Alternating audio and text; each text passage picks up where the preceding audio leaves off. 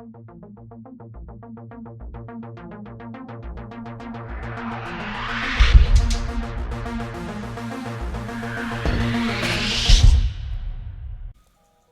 ground pounder is in a weird spot. When it first came out, it was one of the best shotguns in the game.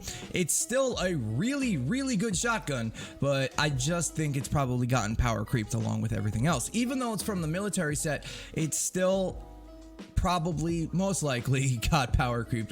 Things that come to mind: the double boiler, and just weapons that do a lot more burst damage, because that's what this weapon is. It's more comparable to a Tiger Jaw or a Room Sweeper than it is to like a long arm enforcer. I was almost done with the video, so this is a little shoehorned in here. I forgot to show you how to build it. This one is crit rating, mag size, energy, crit damage, damage to affliction. Look for slow and snare if you can get it, or if you're interested in this weapon. You can get multiple of them, so if you really like it, you can obviously change this to any element you want. Magazine size and reload is the issue here that we'll talk about for 2 seconds. This is the ground pounder versus the room sweeper. Both of them are rolled the same way, except this one has magazine size on it. The time to kill a player of 100 smasher is almost 6 seconds at 123,000 damage per second. And all in all, a well-rounded shotgun. Now, there are going to be a couple of builds in this video. The first one's going to be this one. This is your DPS Raptor build. There's nothing else in the game that will compare to this if you're trying to do damage with a shotgun. Critical Blast gives you 225% crit damage, so just make sure you have that crit rating, crit damage build on the ground pounder. We have In a Pinch, again, gives you reload speed. If you don't have this, definitely roll reload speed on the ground pounder itself, as it has an issue with reload times. It's individual reloads, and without a reload perk, you're looking at close to 5 seconds. Shell Shock is going to give you a bonus damage to your shotgun by 17%. Locked and Reloaded, here's where it's cool. Again, In a Pinch and Locked and Reloaded, we were doing math about this. Both of these perks combined increase your DPS by like something like 35% at all times. More than that, 40%. It's kind of crazy. Locked and Reloaded In a Pinch is really good combination. After reloading, increases weapon damage by 15% for 5 seconds. Since you can reload on every individual shell, you can constantly have 15% base bonus damage. We're going to go with Waste Not, Want Not. If you want, you can use ammo recovery here as well. Smaller magazines, guns, I feel like we should up it a little bit. And besides that, there's not really anything else you want to bring. You could bring, if you want to, Make It Rain. How the game usually works is each pellet from a shotgun can hit individually, allowing you to stack this pretty quick. However, remember, you're gonna have to be at like 2,000 range and make sure you're aiming for the head. Not 100% core. Me personally, I feel like the extra ammo is more worth it, allowing for larger sustained damage, but that's just me. Lastly, we're gonna bring Survivalist. Because you're going to be up close and personal the entire time, you're definitely going to want to bring some form of healing if you can. Obviously, if you have this perk, but you should. It's one of the better perks. You can use it on multiple builds. I actually usually don't try to do this, but in this case, you kind of need it. Shotgun Heroes used to be one of the best. This character individually used to be one of the best soldiers in the entire game, and after the rework, shotgun builds kind of got put into the dirt. In my opinion, you need at least these 4 if you're going to try to run a damage dealing shotgun build, but it's not 100% necessary. You don't have to run this build. In fact, we're going to show you another build that you can use regularly. We're going to be using our homegirl Ramirez, Skull Ranger Ramirez. Locked and Reloaded. After reloading, increases weapon damage by 15% and fire rate by 35%. Everything else is going to be the same. You're just going to switch out Raptor for her and her for Raptor. Just swap them. And this build allows you to play a little differently. So if you play Raptor, you're losing out on a lot of damage if you are not playing with a shotgun. 15% bonus damage plus 35% fire rate adds to more bonus damage. It's just how the game works. If you shoot faster, you're going to do more damage. You guys following? So Locked and Reloaded is actually one of the better perks in the game. We did some testing with it before, and on a weapon with 12 fire rate, Mad Tidings doesn't come close until like 86 bullets were shot. Once you are over 86, Mad Tidings takes it over. But anything with a magazine size and a magazine size of 50 with a fire rate of 12, locked and reloaded wins out on a DPS race. I think that's the math we got to.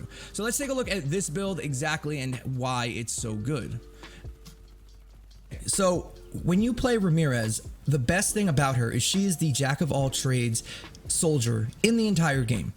She can use any weapon in the game and benefit from it. It doesn't matter what it is. The old Betsy all the way to the Room Sweeper to the Pulsar to the Razor Blade doesn't matter. Fire rate and 15% bonus weapon damage applies to every single weapon in the game, minus maybe, don't quote me on this, the old Betsy, because the old Betsy's fire rate is funky. But besides that, any other weapon in the game benefits from this. So you might end up start using a shotgun, but then halfway through the defense, there's a ton of propanes and you don't want to hit them. You can switch to a different gun and still get a decent increase in your damage. Another thing to keep in mind is that even though the range says it's only about 2,000, it really isn't. You can see right here, I'm kind of 3 tiles away and just blowing into this guy. And on top of that, the reticle on the shotgun itself is a tight enough spread to where you don't mess up your aiming. If you're fighting a propane guy and you're shooting at the belly, you will hit the belly. You will not hit the propane, as you just saw right there.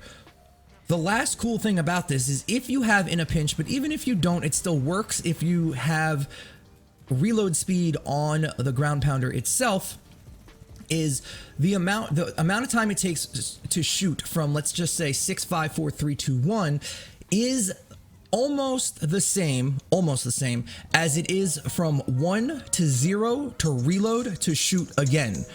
It really helps your damage not fall off. You can reload your magazine fully. If you run the build that I'm showing, you have 14 shots. You do a lot of damage, and then if you're fighting a mini boss, you can just keep shooting at 0 to 1, reload, 0 to 1, reload, 0 to 1, reload, and not really lose out on too much DPS. This character is the jack of all trades soldier in the entire game. She's a ton of fun to use. You can get her from the collection book, just the male version of her. If you don't have her, I highly recommend picking her up. Okay, for this last build here, this is the general all-purpose build that you guys have been asking for a ton. I just used Kyle, just a regular constructor, nothing too crazy. I left Survivalist in the build because, correct me if I'm wrong, guys, please answer me down in the comments below. Did Survivalist used to heal you on trap eliminations? If it didn't, it does now, which I didn't think it did. I don't remember, but let me know down in the comments below. I just wanted to run anything. If you want to be a somewhat aggressive constructor, maybe if you have it, use in a pinch just for that quicker reload speed. So how does it actually stack up? Well, to be honest, it's not bad. It's not bad at all. Excluding the double boiler, if we don't count that weapon because it's brand new and kind of unrivaled in burst damage for a shotgun, the ground pounder does a lot of things that you really want from one of these weapons. It has a decent amount of killing potential with a super fast fire rate, allowing you to mow down anything big that might get through your tunnels or your traps. It allows you to combine it with decoy and bull rush to get them out of your base, and then since the spread is decent enough, you can either single down a bunch of one big enemy, or you can shoot like right here in this clip and clear out an entire tunnel. The damage itself is good. Comparing it to other weapons, it's a little less than, say, the Room Sweeper or the Tiger Jaw, but it's a lot more accurate. The spread on it, like I said earlier, the range doesn't really feel like it's only 2,000. It feels a lot farther than that.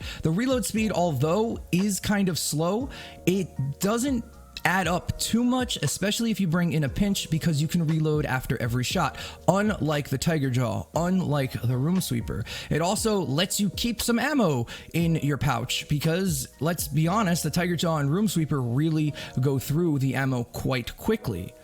With all that being said, is the weapon worth leveling up? Well, yes and no. If you really want to try a shotgun only build, then yeah, it's pretty good. One of the better shotguns in the game. Again, the fire rate. In fact, I'm telling you, the fire rate is very close to a room sweeper if you can click the button fast enough. That's another thing I want to start bringing up on my videos, whether or not the weapon is good for console gaming. Since I'm on PC, it's a little better for me. I usually PC can click the button faster, the mouse button faster than console gamers can hold right trigger. So in that case, if you have a room sweeper or a tiger jaw, it might be a little better to use.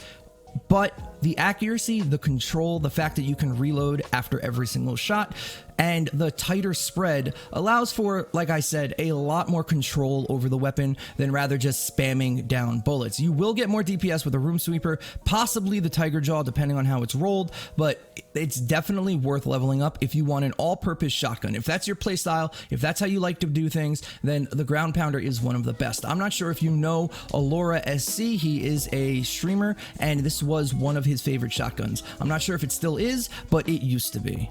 That's really it, guys. That is the pound grounder, the ground pounder, the military shotgun that you guys asked me to review. I haven't seen it much on other channels, so I just wanted to bring this to you because everybody can talk about the Wraith and the Bobcat and the Hemlock and the Silent Spectre till they're blue in the face. I wanted to bring you guys something a little different, and plus a couple of you guys did ask for it. If you're curious about how I test things in theory crafting and you want to check it out live, feel free to stop by the Twitch stream tomorrow at 11:30 a.m. Eastern Standard Time at twitch.tv/roundedtiktak. We're going to be having a huge Saturday giveaway like we do every single Saturday, so if you want to check out a pounder thing, you can win one there. Thank you guys so much for watching. If you're new to the channel, I post videos like this, weapon breakdowns and trap tunnel guides about 3 times a week, 4 times a week, and we'd love to have you as part of the pack. I'll see you guys on the next one.